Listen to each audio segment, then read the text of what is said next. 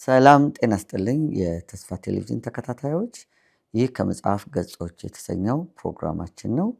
በዚህ መጽሐፍ ገጾች በተሰኘው ፕሮግራማችን ላይ የተለያዩ መርሃ ግብሮች አሉን።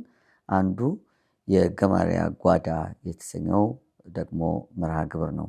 በዚህ መርሃ ግብር የተለያዩ መጽሐፍትን በየጊዜው እያነበብን ትረካውን እየሰማን ጥቂት ፍንጠቃ ወይም ደግሞ ሪፍሌክሽን እንሰጣለን። ከባለፈው ሳምንት ጀምሮ ደግሞ በዴቪድ ዊልከርሰን ተጽፎ በግርማዊ የተተረጎመውን እና በዳግማዊ ዮሐንስ የተተረከውን ሾተልና መስቀል የተሰኘውን መጽሐፍ ነው የምናየው። ባለፈው ሳምንት ያየነውን ታሪክ በጥቂቱ ወደኋላ ተመልሰን ተርክና ከዛ የምዕራፍ 2 ትረካን ደግሞ እንሰማለን። ከዛ በኋላ የምዕራፍ 2ን ዋና ዋና ሐሳቦችን ደግሞ አብረን ፍንጠቃውን እንሰማለን። መልካም ቆይታ። ባለፈው ሳምንት እንዳየነው ዴቪድ በጸሎት ክፍሉ ተቀምጦ ሳለ ድንገት አንድ ያየው መጽሔት ነበረ። ያንን መጽሔት በሚያነብበት ጊዜ በኒውዮርክ ከተማ ውስጥ ከፍተኛ ወንጀል የፈጸሙ 7 ወጣቶችን ታሪክ ይመለከታል። ልቡ ይነካል። በተለየ ሁኔታ ልቡ ይነካል። እንደ እውነቱ ከሆነ ለነዛ ወጣቶች ማንም ሰው አይቶ ሊራራላቸው አይችሉም። ምክንያቱም አንድ በእነሱ እድሜ ያለ የ15 ዓመት ወጣትን በጭካኔ በጩቤ ጭቅጭቀው ነው የገደሉት። ስለዚህ ምናልባት ያንን ምስል የሚመለከት ወይም ያንን ዜና የሚያይ ማንም ሰው ሞት እንዲፈረድባቸው መጠየቁ ወይም ደግሞ በጭካኔያቸው ምክንያት በእነሱ መመረሩና ማዘኑ አይቀርም። ዴቪድ ግን በተቃራኒው ልቡ በጣም በርህራሄ ይሞላል። ይህ ሊሆን የቻለው ደግሞ እንዴት እንደሆነ ዴቪድ ሲነግረን ረጅም ሰዓት እግዚአብሔር ከዛ አስቀድሞ እንዲጸልይ እድሉን ሰጥቶት ነበረ። ታስታውሱ እንደሆነ ረጅም ሰዓት ከዛ በፊት ቴሌቪዥን ያይ ነበረ በየምሽቱ ከ2 ሰዓት በላይ እና አንድ ቀን ቴሌቪዥኑን ሸጦ ቴሌቪዥን በሚያይበት ሰዓት ወደ ጸሎት እንዲመለስ ጌታ ልቡን እንዳነሳሳው አንብበናል ወይም ሰምተናል። ከዛ በኋላ በጸሎት ሳለ እግዚአብሔር የተለየ መገለጥን ሰጠው። ይህንን ካደረገ በኋላ እግዚአብሔር በሕይወቱ የተለየ ለውጥን ያደርግ ነበረ። የሚያገለግላት ቤተክርስቲያን በቁጥር እየበዛች ሄደች። 50 የነበሩት ምዕመናን ወደ 250 ተጠግተው ነበር። በጣም ደስተኛ ሆኖ ከባለቤቱ ጋር ይኖሩ ነበረ እና ድንገት የመጣለት መልእክት ግን የነበረውን ምቾት ሁሉ ጥሎ ወደ ኒውዮርክ ከተማ እንዲሄድና እነዚህን ወጣቶች እንዲያገኛቸው እና እንዲረዳቸው የሚያሳስብ ነበር።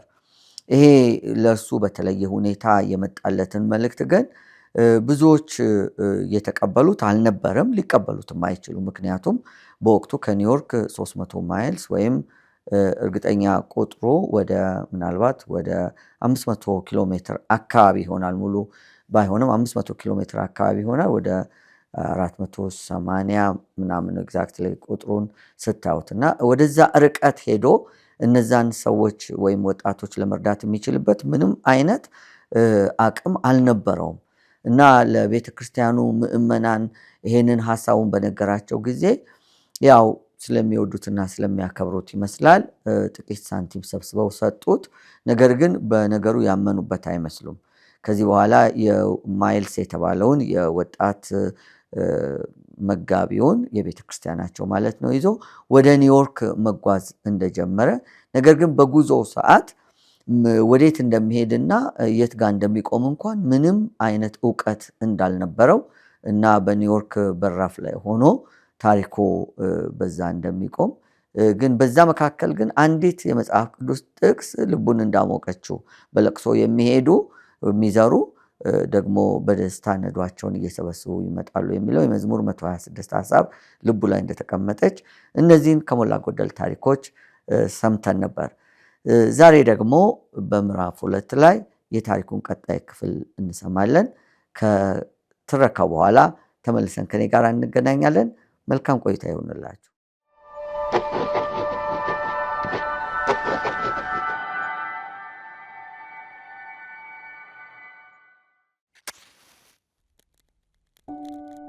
ሾተልና መስቀል በዴቪድ ዊልከርሰን ምዕራፍ 2። በጎዳና 46 በኩል ወደ ኒውዮርክ ከተማ ጫፍ ደረስን። ይህም የኒው ጀርሲ ማዞሪያ ከጆርጅ ዋሽንግተን ድልድይ ጋር የሚያገናኝ ስፍራ ነው። በዚህም ጊዜ የአስተውሎት ጥበብ ችግር ይፈጥር ጀመር። ድልድዩን ከተሻገርኩ በኋላ ምን አደርግ ይሆን ስላሰብኩ የማውቀው ነገር አልነበረኝም። ነዳጅ ያስፈልገን ነበርና ከድልድዩ አጠገብ ወዳለው የነዳጅ ጣቢያ አመራን። ማይልስ በመኪና ውስጥ ተቀምጦ ሳለ በመጽሔቱ ውስጥ የተጠቀሰውን ጠበቃ ስም ወስጄ ስልክ ደወልሁለት። በመጨረሻም ከጠበቃው ቢሮ ጋር ስገናኝ ልክ በመለኮታዊ ተልእኮ ላይ እንደሚገኝ ክቡር መጋቢ ሆኜ አነጋገርሁት። ጠበቃው ግን ጉዳይም ሳይል አጭር መልስ ሰጠኝ። የወረዳው ጠበቃ በዚህ ጉዳይ ላይ ማንንም ጣልቃ አያስገባም። መልካም ቀን ይሁንልዎ ጌታዬ። ስልኩ ተዘጋ። ከስልክ መደወያው ስፍራ ወጣ አልሁና ከነዳጅ ጣቢያው አካባቢ ቆሜ የተልእኮዬን ስሜት ማጤን ያሱ። የነበርንበት ስፍራ ከቤታችን የ350 ማይሎች ርቀት ሲኖረው የጊዜውም እየጨላለመ ነበር። በዚህም ጊዜ ተስፋ መቁረጥ፣ ድካምና ሽብር ያውኩኝ ጀመር። ብቸኝነትም ተጫጫነኝ። በመሆኑም በነዳጅ ጣቢያው ዘንድ ቆሜ የምጠብቀውን ያህል መገለል ከተቀበልኩ በኋላ በተራራማዋ ቤተክርስቲያን አካባቢ ያገኘሁት የደህንነት ማረጋገጫ አስተማማኝ አልሆንልህ አለኝ። ሄይ ዴቪድ፣ መውጫውን ዘግተናል እኮ ሲል ማይልስ ጮኸ። እናም ወደ ዋናው መንገድ ወጣን። ወዲያውም ከፍተኛ የትራፊክ ጭንቅንቅ ተፈጠረ። ለመዞር ብንፈልግም እንኳን መኪናችንን ለማንቀሳቀስ የሚበቃ ስፍራ አልነበረም። ያላዩአቸው በርካታ መኪኖች በቅጽበት ከበቡ። በዙሪያዬ የተንጋጉ ጥሩምባቸውን ያንጣጡብኝ ጀመር። የግዙፍ መኪኖች ድምጾችም ያውኩኝ ጀመር። ድልድዩ ደግሞ አስገራሚ ነበር። በቀኝ በኩል ቀይ ብርሃናት የሞሉበት ወንዝ፣ በሰፊት የመኪኖች ፍሬቻዎች፣ ከዚያ ደግሞ የተከታይ ትራፊክ ነጫጭ እይታና እየገሰገሰ የሚመጣው ምሽት አስፈሪ አድማስ ነበር። በዚህ ሁሉ መካከል ሲገኝ ገጠረኝነቴ ጎልቶ ወጣ። በደርዘን የሚቆጠሩ አረንጓዴ ምልክቶች ለኛ እንግዳ የሆኑትን የመንገድ ስሞች በሚጠቅሱበት የድልድይ ጫፍ ላይ ስንደርስ እኛ እዚህ ምን እናደርጋለን ሲል ማይልስን ጠየቅኩት። ጥርጣሬ ሲገባ ከፊት የምታየው መኪና ተከተል ሲል መለሰልኝ። ከፊታችን የነበረው መኪና ወደ ላይኛው ማንሃታን የሚወስድ መንገድ ሲያያዝ እኛም ተከተል ነው። ሁለት የትራፊክ መብራቶች ካለፍንና በእኛ ሁኔታ ተገርሞ ራሱን የሚነቀንቀውን የፖሊስ ባለስልጣን ልናልፍ ከደረስን በኋላ ማይልስ ቆይ አንድ የማውቀው ስም አለ፣ ብሮድዌይ አለኝ። የሚታወቀው መንገድ ስም በማያውቁት ሀገር ያገኙት ወዳጅ አይነት ነበር። ይህንኑ መንገድ ተከትለን ስንሄድ ታይምስ ስኩዌር ወደ ተባለው ስፍራ ደረስን። ማይልስ በየመጠለያዎቹ የተጻፉትን ቃላት ሲያነብ የፊልስበርጉ ጸጥታ የሰፈነባቸው ምሽቶች ትዝ አሉኝ። የተራቆቱ ሚስጥራት፣ ፍቅር የራቀው ፍቅር፣ የምሽቱ ኮረዳ፣ ሀፍረት የሚሉ ጽሑፎች ነበሩ። በአንድ ቲያትር ቤት ለአዋቂዎች ብቻ የሚል ተጽፎ ሲታይ ከዚያ ቀጥሎ ደግሞ አንድ ቀይ ዩኒፎርም የለበሰ ሰውዬ ልጆችን እያሰለፈ ትርምስ ይፈጥራል። ጥቂት ህንፃዎችን እንዳለፍን የማኪንና ጊምበልስን መደብሮች አገኘን። በዚህ ጊዜ ልቤ በደስታ ዘለለ። እነዚህ የማውቃቸው ስሞች ነበሩ። ከዚህ በፊት ግወን ከነዚህ መደብሮች ዕቃዎችን በመላላክ ገዝታለች። ያደረኳቸው ሞቃት ካልሲዎች የተገዙት ከጊምበልስ መደብር ሳይሆን አይቀርም። ይህ የቀድሞውና ተፈትኖ ካለፈው መደብር ጋር ያደረኩት ተራክቦ ነበር። ስለሆነም ከነዚሁ መደብሮች ጋር በዝምድና ለመሰንበት ፈለኩ። እስኪ ከዚህ አካባቢ ሆቴል እንፈልግ ስል ለማይልስ አማከርኩት። ከመንገዱ ዳር የማርቲኒክ ሆቴል ስለነበር እዚያው ለማረፍ ወሰንን። ይሁንና መኪናችንን ለማቆም ስፍራ ልናገኝ አልቻልንም። ከሆቴሉ አጠገብ የመኪና ማቆሚያ ስፍራ ቢኖርም ዘበኛው ለእያንዳንዱ ምሽት $2 መክፈል እንዳለብን ሲናገር በፍጥነት ወደ መንገዱ አመራው። በንዴት መኪናዬን በማሽከረክርበት ጊዜ ይህን ያደረጉብን መቼም ከከተማ ወጣ ስላለን ነው፣ እንግዳ ከሆንክ ማንኛውም ነገር ካንተ የሚያገኙ ይመስላቸዋል ስል ለማይልስ አጫወትኩት። ከግማሽ ሰዓት በኋላ ግን ተመልሰን እዚያው ስፍራ መጣን። ምንም አይደል አንተው ረተሃል አልኩት ሰውየውን። እርሱ ግን ፈገግም አላለ። ከጥቂት ደቂቃዎች በኋላ የማርቲኒክ ሆቴል 12ኛ ፎቅ ውስጥ ወደሚገኘው ክፍላችን ውስጥ ደረሰን። እኔም ከመስኮቱ አጠገብ ቆሜ ከመሬቱ ላይ የሚርመሰመሱትን ሰዎችና መኪኖች ሳይ ረጅም ጊዜ አሳለፉ። ነፋስ ካሁን ወረቀቶችን እና በጥቅጣቂ ነገሮችን ያጫውታቸዋል። ታዳጊ ወጣቶች ከመንገዱ ዳር በሚገኘው እሳት ዙሪያ ተከማችተዋል። ቁጥራቸው 5 ሲሆን በብርዳማው አየር እጆቻቸውን ወደ እሳቱ እየዘረጉ ይደንሱ ነበር። በኪሴ ውስጥ ያለውን የህይወት መጽሔት አውጥቼ ስመለከት ከጥቂት ወራት በፊት ምናልባትም እነዚህን የሚመስሉ ሌሎች 7 ልጆች በቁጣና ድብርት ደመና በሃይብሪጅ መናፈሻ እንደባዘኑ አሰቡ። እንደገና ደውዬ የወረዳውን ጠበቃ ቢሮ ለማነጋገር ሞክራለሁ ስል ለማይልስ ነገርኩት። የሚገርመው ቢሮ ገና አልተዘጋም ነበር። ይህ የቢሮውን ባለስልጣናት እንደሚያስቆጣ ባውቅም እነዚህ ልጆች የማገኙበት ሌላ መንገድ አልታየኝም ነበር። 3 ጊዜያት ከሞከርኩ በኋላ አንድ ሰው ተቆጥቶ መረጃ ይሰጠኝ ጀመር። ወዲያውም ይኸውልዎት እነዚህ ልጆች ለማየት ፈቃድ ሊሰጡት የሚችለው ዳኛው ዴቪድሰን ራሳቸው ብቻ ናቸው የሚል መልስ ተሰጠኝ። ዳኛውን እንዴት ላገኛቸው እችላለሁ? ነገ ጠዋት በችሎቱ ላይ ይገኛሉ። 100 የችሎት መንገድ። አሁን ደህና ሆኑ ሬቨረንድ። እባክዎ መልሰው እዚህ አይደውሉ፣ ልንረዳዎት አንችልም የሚል የተሰላቸ መልስ ተሰጠኝ። አሁንም ሌላ የስልክ ጥሪ አደረኩ። በዚህ ጊዜ ለዳኛው ዴቪድሰን ነበር የደወልኩት። የመስመር ሰራተኛዋ ግን የዳኛው ስልክ እንደተቋረጠ አረዳችኝ። ወደ ዳኛው መድረስ የሚቻልበት መንገድ ባለመኖሩ ማዘኗንም ገለጸችልኝ። በዚህ ተስፋ ቆርጠን ወደ አልጋችን ብንሄድም አይኖቼ ከእንቅልፍ ጋር ሊጣጣሙ አልቻሉም። በምሽቱ የሚሰማው የከተማይቱ ድምፅ ሁሉ ላለመደው ጆሮዬ አደገኛ ሆነብኝ። ይሁንና ረጅሙን የሌሊት ሰዓት በዚህ ስፍራ ስለማደርገው ነገር በማድነቅና ነገሩ ምንም ቢሆን ብዙ ስለማያቆየኝ በማመስገን አሳለፉ። በቀጣዩ ዕለት 1 ሰዓት ካለፈ ብዙም ሳይቆይ ማይልስና እኔ ከመኝታችን ተነስተን ለባበስንና ከሆቴሉ ወጣን። ቁርስ አልበላንም። ሁለታችንም ከፊታችን አንድ አይነት ቀውስ እንዳለና ፈጠን ማለቱ ለአእምሮአዊም ሆነ አካላዊ ጤንነታችን እንደሚበጅ አሰብን። የኒውዮርክን ከተማ በሚገባ ብናውቅ ኖሮ በእግረኞች መተላለፊያ መንገድ ወደ ፍርድ ችሎቱ ልንደርስ እንችል ነበር። ዳሩ ግን ኒውዮርክን ባለማወቃችን ምክንያት መኪናችንን ከማቆሚያው አስወጥተን ቀይቀን በተረዳነው መሰረት በብሮድዌይ በኩል ወደ ችሎቱ አመራን። 100 የችሎት መንገድ የሚባለው የተጣሉና በቀለድ የሚሹ እጅግ በርካታ ህዝቦች የሚጎርፉበት ግዙፍና አስፈሪ ህንጻ ነበር። በየዕለቱ ህጋዊ ጉዳይ ያላቸውን በመቶ የሚቆጠሩ ግለሰቦችና የችሎቱን ሂደት ለመመልከት የሚሹትን ጉጉዎች ይስባል። በአደገኛው ስፍራ ምንም አደጋ ሳይደርስባቸው በነፃነት የሚቀመጡ።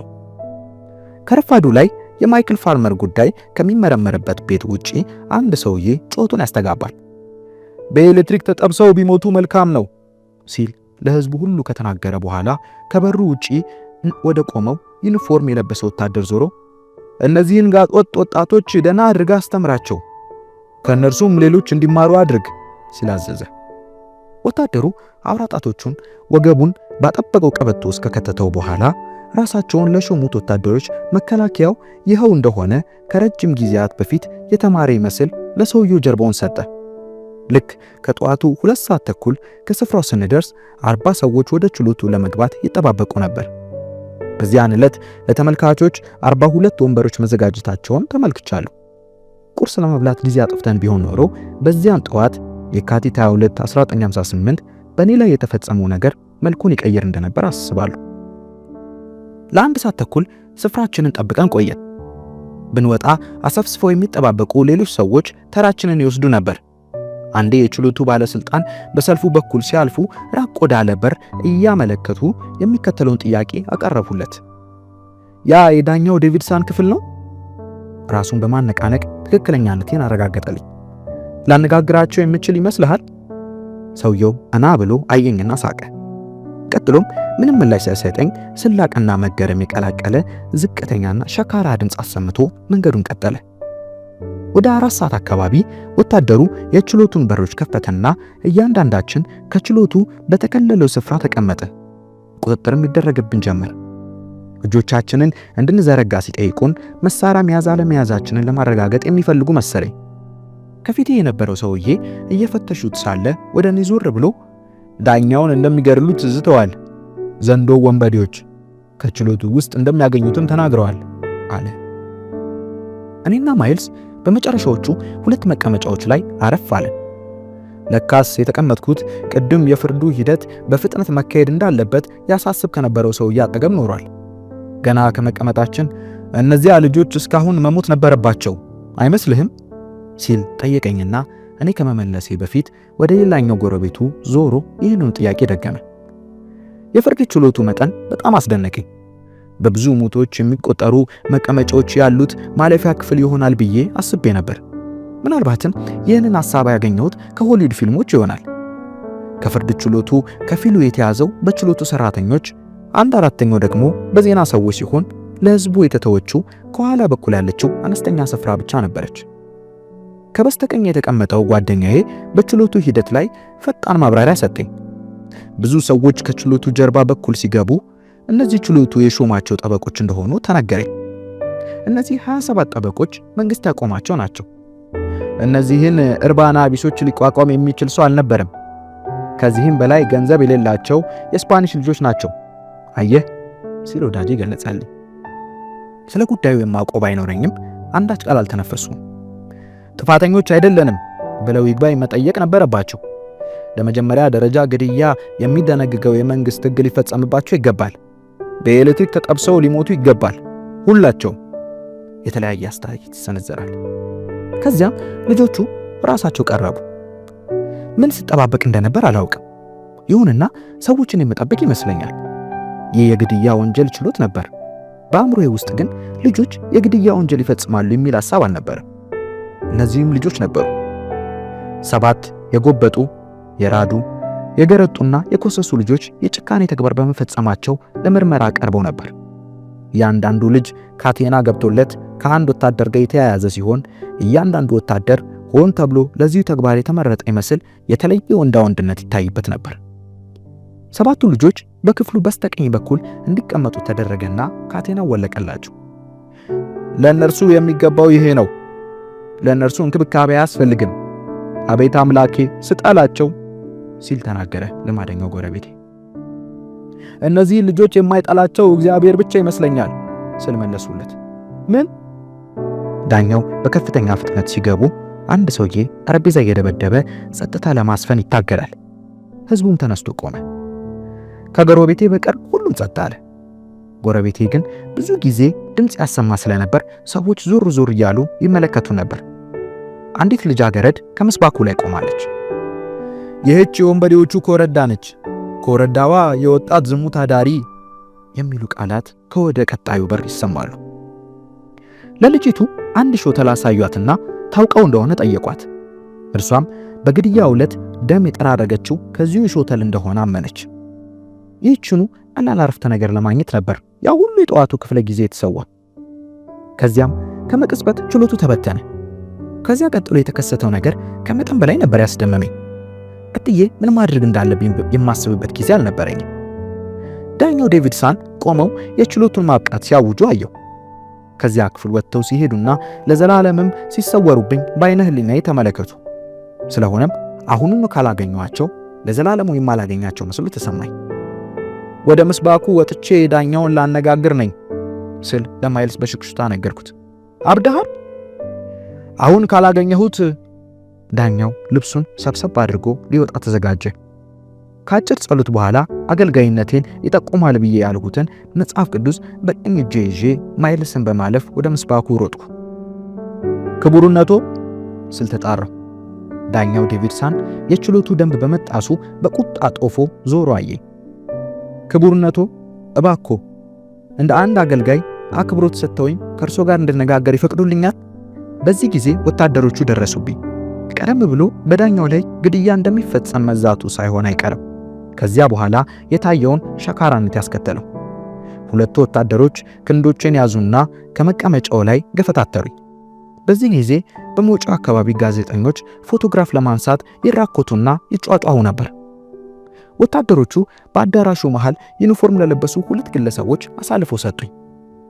በሮቹን ዝጋ፣ ማንም ሰው እንዳይገባ ሲል አንድ ባለስልጣን አዘዘ። ከዚያም ወደ እኔ ዞር ብሎ እሺ ሚስተር ጠመንጃው የታል ሲል ጠየቀኝ። እኔም ጠመንጃ እንደሌለኝ አረጋገጥሁለት። ይህም ሆኖ ከመፈተሽ አላመለጥሁም። ከማን ጋር ነበርህ? ሌላው ተባባሪ ማን ነው? ማይልስ ሁቨር፣ እርሱም የቤተ ክርስቲያናችን ወጣቶች ዳይሬክተር ነው። ማይልስን አስገቡት። ሰውነቱ ይንቀጠቀጣል፣ በፍርሃት ሳይሆን በቁጣና በኀፍረት። ፖሊሶቹ እየጠየቁን ሳለ አንዳንድ ጋዜጠኞች ወደ ክፍሉ ገቡ። እውነተኛ የቤተ ክርስቲያን አገልጋይ መሆኔን ያውቁ ዘንድ ለፖሊሶች የሹመት ወረቀቴን አሳዩአቸው። እነርሱ ግን በምን ወንጀል ስር እንደሚመዘግቡኝ እርስ በርሳቸው ይሟገቱ ነበር። ፖሊሱ ዳኛው ዴቪድሰን ምን እንዲደረግብኝ እንደሚፈልጉ ለመጠየቅ ሲወጣ የዜና ዘጋቢዎች እኔንና ማይልስን በጥያቄ አዋከቡን። ከየት እንደመጣን፣ ለምን ይህን ተግባር እንደፈጸምን፣ የዘንዶ ተባባሪዎች መሆን አለመሆናችንን፣ እነዚያን የቤተ ክርስቲያን የሹመት ደብዳቤዎች በስርቆት እንዳገኘን ወይም አስመስለን እንደሰራን ጠየቁን። የፖሊስ ኃላፊው ተመልሶ በመምጣት ዳኛው ዴቪድሰን ክስ እንዲመሰረትብኝ እንደማይፈልጉና ዳግመኛ ላለመምጣት ቃል ከገባው በነፃ ሊያሰናብቱኝ እንደሚችሉ ገለጸልኝ። ግድ የላችሁም፣ ሁለተኛ አይመጣባችሁም አለ ማይልስ። በዚህ ጊዜ በፍጥነት ገፈታትሮ አስወጣኝ። ከውጭ የዜና ሰዎች ግማሽ ክብ ሰርተውና ካሜራዎቻቸውን ደቅነው ቆመዋል። አንደኛው ሰውዬ ሄይ ሬቨረንድ፣ ቅድም ያሰው መጽሐፍ ምንድን ነው? መጽሐፍ ቅዱስ። ታፍርበታለህ? በፍጹም። ታዲያ ለምን ትደብቀዋለህ? ልናየው እንድንችል ከፍ አድርገህ ያዝ። እናም ከፍ አድርጌ ያስሁላቸው። በዚህም ጊዜ የካሜራ ብርሃናት ያርፉበት ጀመር። በጋዜጣቸው ላይ ምን ብለው እንደሚጽፉበትም ከመቀጽበት ተገነዘቡ። መጽሐፍ ቅዱሱን ከፍ አድርጎ የያዘና ጸጉሩ ጸጥ ብሎ የቆመበት አንድ የገጠር ሰባኪ የግድያ ወንጀል ምርመራን አስተጓጎለ ብለው መጻፋቸው አይቀርም ነበር። ከዘጋቢዎቹ አንዱ ብቻ ከሌሎቹ የተሻለ ተጨባጭነት ይታይበት ነበር። እርሱም ጋብ ፕሬስማን የተባለ የኤምቢሲ ዜና ወኪል ጋዜጠኛ ነበር። እንዲህ አይነት የከፋ ወንጀል ለፈጸሙት ልጆች ለምን እንደተጨነኩላቸው አንዳንድ ጥያቄዎችን አቀረበልኝ። የእነዚህ ልጆች ፊት አይተህ ታውቃለህ ስል ጠየቅኩት። እኔም በበኩሌ አዎን ሲል መለሰልኝ። እንግዲህ የቅድሙን ጥያቄ መልሰ መጠየቅ ትችላለህ አልኩት። ጋብ ፕሬስማን በመጠኑ ፈገግ አለ። የምትለው ይገባኛል። መልካም ሬቨረንድ፣ ለማንኛውም አንተ እንዲሁ በጉጉት ከሚመጡት ሰዎች የተለየ ነህ ሲል መለሰልኝ። በእርግጥም የማደርገው ሁሉ የጅልነት ተግባር ሆኖ ሳለ አንዳች ልዩ መለኮታዊ መንገድ እንዳለኝ እስከማስብ ድረስ የተለየሁ ነበር። እንዲሁም በቤተ ክርስቲያኔ በከተማዬና በቤተሰቤ ላይ ሀፍረትን እስከማስከትል ድረስ የተለየሁ ነበር። ወዲያው እንድንሄድ እንደለቀቁን መኪናችን ተጨማሪ $2 ክፍያ ወዳከለችብን ማቆሚያ መራን። ማይልስ ቃል አልተነፈሰም። ወደ መኪናችን ውስጥ ገብተን በሩን ከዘጋም በኋላ ለ20 ደቂቃዎች አቀርቅሬ ሳነባ ቆየሁ። ወደ ቤት እንሂድ ማይልስ፣ ቶሎ ብለህ ከዚህ እንጥፋ።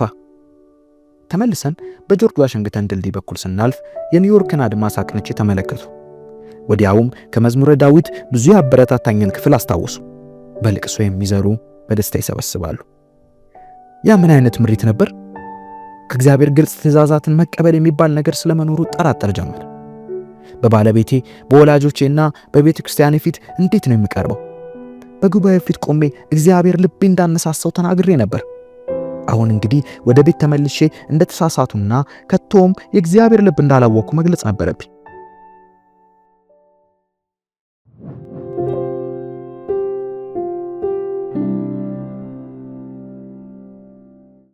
ውድ ተመልካቾቻችን በሰማችሁት ምንባብ ልባችሁ እንደተነካና ታሪኩ ፍጻሜና አጓጊነት ደግሞ እጅግ እንደመሰጣችሁ ተስፋ አደርጋለሁ።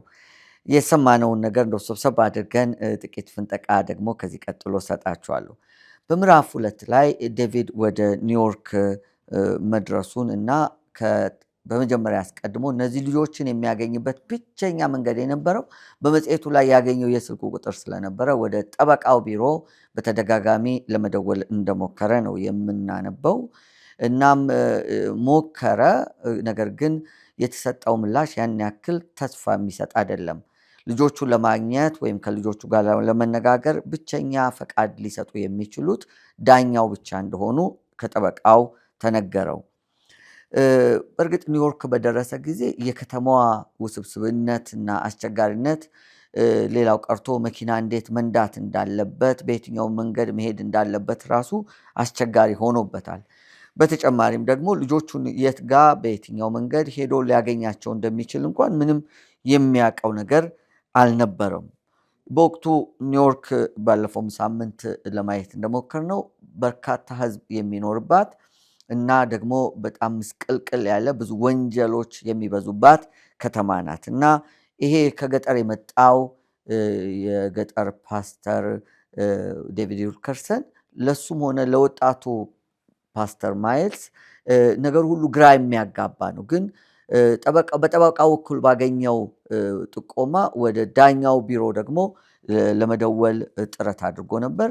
ያም ሆኖ ያገኛቸው ምላሾች ያን ያክል ተስፋ የሚሰጡ አልነበሩም። በዛ ውስጥ ያገኘው ነገር ምንድነው? ችሎቱ የሚደረግ የት እንደሆነ ቦታውን አውቋል። ስለዚህ ካደረበት ቦታ ተነስቶ በማለዳ ወደ ልጆቹ ይገኙበታል ወደ ተባለው ስፍራ መጓዝ እንደጀመረ እናያለን። በዚህ ሁኔታ ውስጥ እያለ ወደ ችሎቱ በሚሄድበት ጊዜ አስደናቂ ነገር ሆነ። የሚፈቀደው በችሎቱ ላይ ለመቀመጥ ወይም ደግሞ ችሎቱን ለመታደም የሚችሉት ሰዎች ብዛት የተፈቀደው 42 ብቻ ነው። ዴቪድ እና ማይልስ ወደ ችሎቱ በሚደርሱበት ጊዜ 40 ሰው ደርሶ የሁለት ሰዎች መቀመጫ ብቻ ነበር የቀረው እና እነሱም ያችን ሁለት ወንበር ለመጠቀም ችለዋል።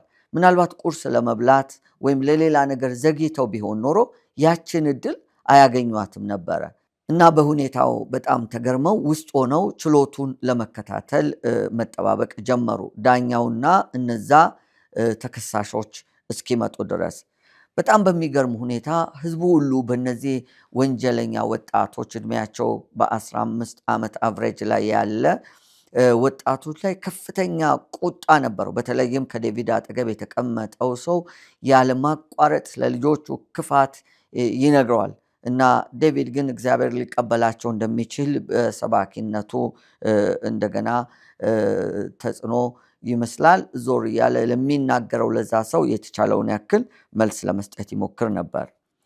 በጣም በሚገርም ሁኔታ ዴቪድ ልጆቹን በቀላሉ የሚያገኛቸው መስሎታል። ምክንያቱም ከእግዚአብሔር የሰማው ቃል ወይም ድምፅ በጣም ከፍ ያለ ስለነበረ ያን ያክል አሳሳቢ መስሎ እንኳን አልታየውም እና እስከሚያገኛቸው ድረስ ዳኛውን እስኪያገኝ ድረስ በጣም ጓጉቶ እየተጠባበቀ የነበረበት ሁኔታ ነበር። ህዝቡ ደግሞ በመካከል በጣም በቁጣ ስለ ልጆቹ ይናገራል እና ችሎቱ ተሰየመ። ህዝቡ ጸጥ እንዲል ተደረገ። ከዛ በኋላ ዳኛው በችሎት ወንበራቸው ላይ ተቀመጡ እና ችሎቱ መደመጥ ጀመረ። አንዲት ሴት መጣች እና አንዲት ሾተል ወይም ጩቤ አሳዩዋት እና ያቺ ሴት ለወንበዴዎቹ በወሲብ የምታገለግላቸው ሴት እንደሆነች ይመስላል። በግልጽ በዚህ ቦታ ላይ ባይጠቀስም ግን ከወንበዴዎቹ ጋራ የሚያገለግሉ ሴቶች አሉ እና አንዷ ናት እና የነሱ ሴት እያሉ ነው የሚጠሯት ራሱ እና እሷ መጣች እና ጩቤውን ባሳዩት ጊዜ ታውቂዋለሽ ወይ ሲሏት፣ አዎ የዛን ቀን ደሙን ከላዩ ላይ የጠራረኩት ከዚሁ ጩቤ ላይ ነው አለች። ሌላም ነገር አልተደመጠም። በዚህ ችሎቱ ተዘጋ። በዚህ ጊዜ ዳኛው ተነስተው ከችሎታቸው መግባታቸው ሲሆን ዴቪድ በጣም በጥድፊያ ዳኛውን ጠርቶ ሊያነጋግራቸው እንደሚፈልግ መልእክቱን ማስተላለፍ ይጀምራል። በዚህ ጊዜ በችሎቱ ውስጥ ከባድ የሆነ ድንጋጤ ይፈጠራል። ምክንያቱም እነዚህ በነገራችን ላይ ስፓኒሾች ናቸው።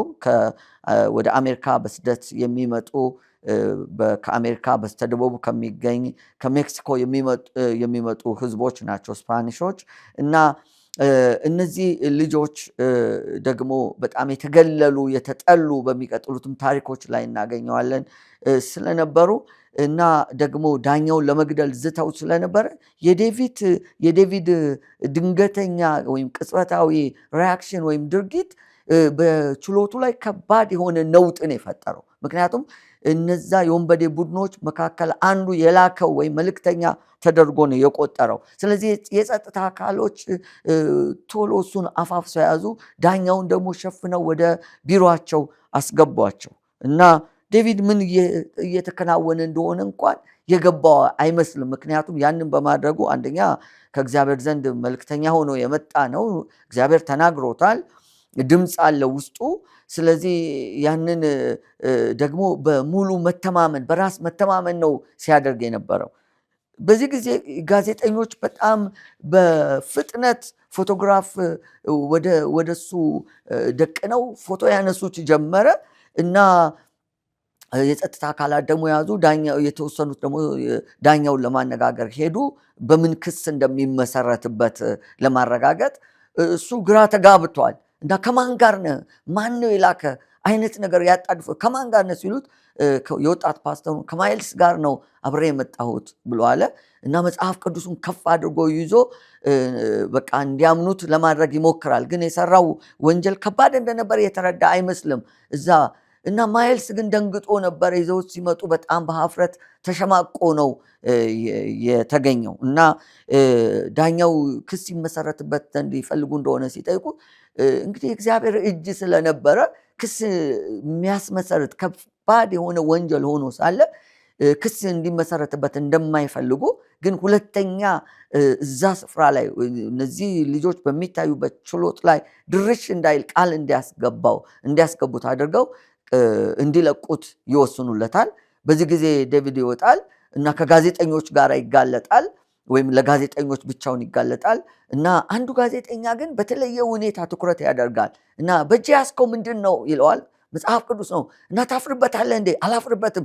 ታዲያ ከፍ አድርገዋ። ከፍ ያደርጋል። መጽሐፍ ቅዱስን እንደያዘ በእጁ አንድ ፀጉሩ የተንጨባረረ በድንጋጤ ምን የሆነ እንደሆነ ያልገባው ወጣት መጋቢ እንደዚህ መጽሐፍ ቅዱስን እንደያዘ ፎቶግራፍ በተደጋጋሚ ይነሳል።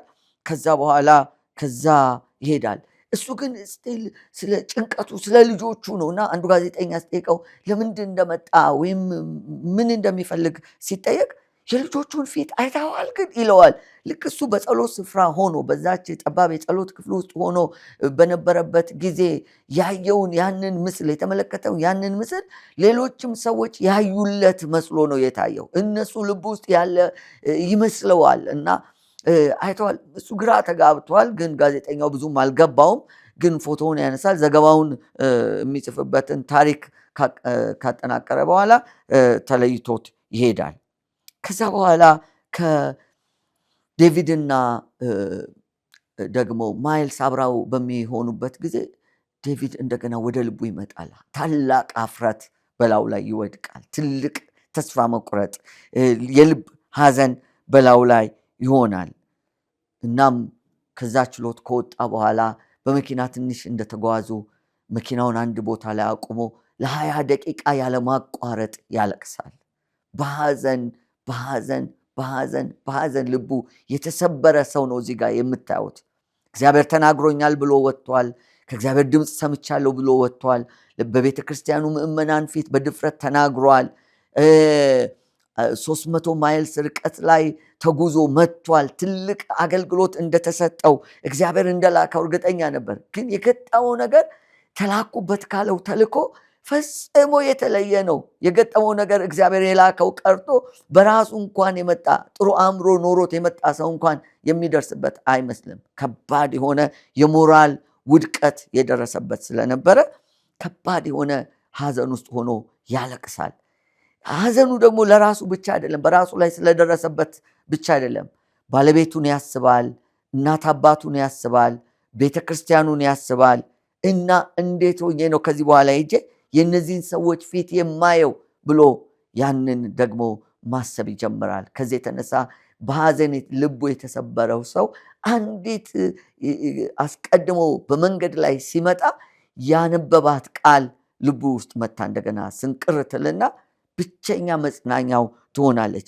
ያችም ቃል እንደምታስታውሱት በለቅሶ የሚዘሩ በደስታ ደግሞ ያጭዳሉ። በለቅሶ እያለቀሱ ዘሩ፣ ሲመለሱ ግን ነዷቸውን እየወዘወዙ በሳቅ በእልልታ ተመለሱ የምትለው የመዝሙር 126 ሐሳብ ልቡ ላይ መታ ለመጽናናት ጉልበትና ብርታት ስትሆነው እያየን ታሪካችን በዚሁ ይጠናቀቃል። እንግዲህ የዴቪድ ታሪክ ግራ የሚያጋባ ነው። ከዚህ በኋላ ባሉት ምዕራፎች እውነት እግዚአብሔር እንደተናገረው ነገሩ ተቃንቶለት ሁኔታዎቹ ሰምረውለት እግዚአብሔር የተናገረኝ ያለው ነገር እግዚአብሔር አለኝ ያለው ነገር ወደ ፍጻሜ ይደርስለት ይሆን? ያሰበው ነገር ከግብ ደርሶ እግዚአብሔር የተናገረው ነገር ተከናውኖ እነዚህን ወጣቶች በግላጭ ያገኛቸው ይሆን? በሚቀጥለው ሳምንት በዚሁ ፕሮግራም እንገናኛለን። ሰላም ሁኑ።